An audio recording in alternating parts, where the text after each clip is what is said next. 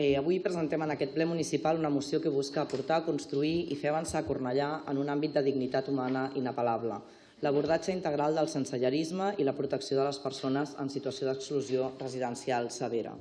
El sensellarisme no és un fet conjuntural ni una elecció individual, sinó que és la forma més extrema de la vulneració del dret a una vida digna, amb trajectòries vitals marcades per l'exclusió social i la precarietat, la ruptura dels vincles familiars o socials, els problemes de salut i unes greus dificultats estructurals d'accés a l'habitatge que requereixen respostes públiques coordinades i sostingudes en el temps. En l'informe referent a les actuacions de 2025, la Síndica de Greuges de Catalunya alerta que Catalunya fa front a una crisi de sensellarisme sense precedents, amb 6.724 persones vivint al ras en carrers o assentaments, una realitat present en el 52,3% dels municipis metropolitans. L'informe adverteix de la manca de recursos i també del fet que el temps d'espera per un habitatge social s'ha enfilat fins als 522 dies, així com dels efectes de realitzar desallotjaments sense alternatives reals, com és el desplaçament geogràfic del problema sense solució real. Davant d'això, la mateixa institució recorda la urgència d'aplicar metodologies com el Housing First o la primera llar, basades en el principi que l'accés a un habitatge estable ha de ser el punt de partida en qualsevol procés de recuperació social. Com a municipi metropolità amb una elevada pressió sobre l'habitatge, Cornellà no és aliè a aquesta realitat. A la ciutat trobem veïns i veïnes que malviuen de forma crònica al carrer, però també en infrahabitatges. Actualment, a Cornellà, l'atenció de les persones que viuen al carrer recau principalment en la Creu Roja. Tot i la tasca imprescindible que desenvolupa aquesta entitat, moltes d'aquestes persones continuen sense tenir garantides les necessitats més bàsiques. De fet, són sovint els mateixos veïns i veïnes qui de manera solidària intenten cobrir aquestes mancances proporcionant-los aliments, roba o altres productes de primera necessitat. Però la realitat va molt més enllà. Aquestes persones tampoc disposen d'espais on poder dutxar-se, rentar la roba o mantenir unes mínimes condicions d'higiene personal. Una situació que agreuja la seva vulnerabilitat i dificulta qualsevol procés d'inclusió social. Quan una persona es troba en situació de sensellarisme, bona part de les seves energies es destinen a sobreviure, protegir-se, trobar un lloc on passar la nit, cobrir les necessitats més immediates i gestionar el desgast físic i emocional que comporta aquesta situació. I els motius que porten una persona a viure al carrer són molts, individuals i estructurals, i el mateix també passa per sortir-se'n. Molts factors no depenen de la persona. Quan més temps fa que vius al carrer, més complicat és transformar la situació. I per això és fonamental disposar d'un acompanyament específic, que hi hagi un contacte directe i establir-hi vincles. Les metodologies han de ser diferents de les que s'apliquen per a persones o famílies sense recursos. La recent adhesió de Cornellà a la taula de sensellarisme al Baix Llobregat és una passa per avançar en l'acompanyament a les persones sense llar, però podem fer molt més.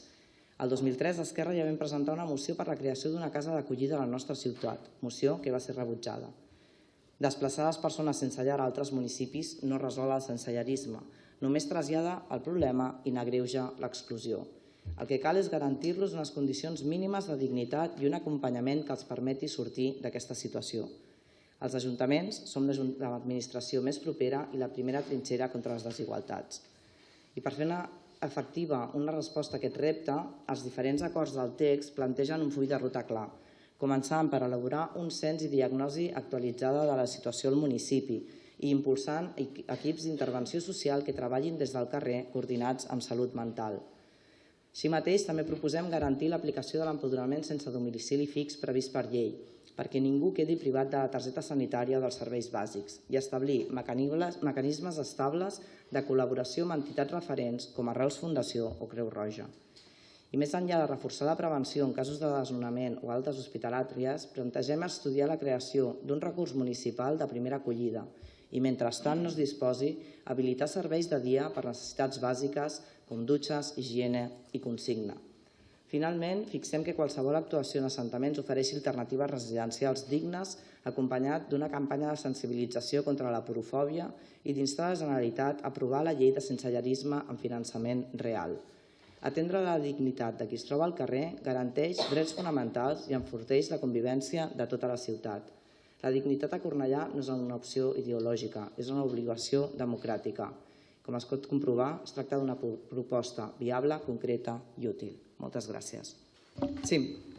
Jo em reitero, el sensellarisme existeix i el que no podem fer és mirar cap a un altre costat, que és evident que des d'aquest Ajuntament, durant anys, i iniciat per serveis socials, però conjuntament amb entitats del tercer sector, s'ha treballat per combatre aquesta situació.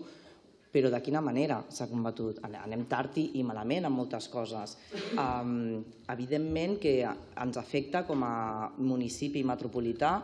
No és una afectació no és una situació que passi només a Cornellà, sinó que passa en molts municipis de Catalunya i especialment els de l'àrea metropolitana, evidentment, i que es necessita una estratègia compartida i que es treballi a gran escala i, evidentment, amb finançament. Però per què ho hem presentat? Perquè ja fa massa anys que Cornellà, en certa manera, ha derivat aquestes atencions a Creu Roja. És evident que Serveis Socials està sobresaturat, ho hem reivindicat més d'una vegada, o sigui, el nostre reconeixement a les persones treballadores de serveis socials, però que estan sobresaturades amb el seu dia a dia i que aquest acompanyament específic que necessiten les persones sense llar no s'està donant. O sigui, el que estem fent és tot el contrari, com llançar totes les seves pertinences, o sigui, ja viuen en una situació més que precària com perquè a sobre els llancem les seves pertinences.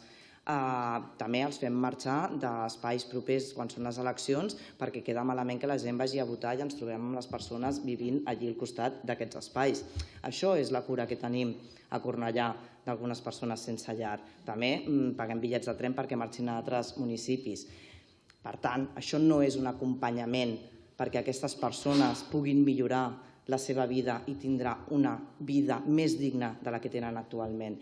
Que no és només i exclusivament responsabilitat de l'Ajuntament, ja ho sabem, i en aquest sentit la moció és propositiva, però crec que podem fer molt més, que s'ha de deixar temps a la taula de sensellarisme del Baix Llobregat, sí, evidentment, però hi ha molts preceptes que allí no hi estan inclosos i que sé que estan inclosos amb aquesta moció, com per exemple el fet de poder dotar aquestes persones que puguin anar a un espai on poder dutxar-se, un espai on poder tenir la consigna per quan han d'anar al metge, etc. Facilitar que tinguin una vida una miqueta més digna del que tenen actualment i treballar amb aquesta atenció individualitzada i personalitzada perquè puguin sortir d'aquesta situació del sensellarisme. Gràcies.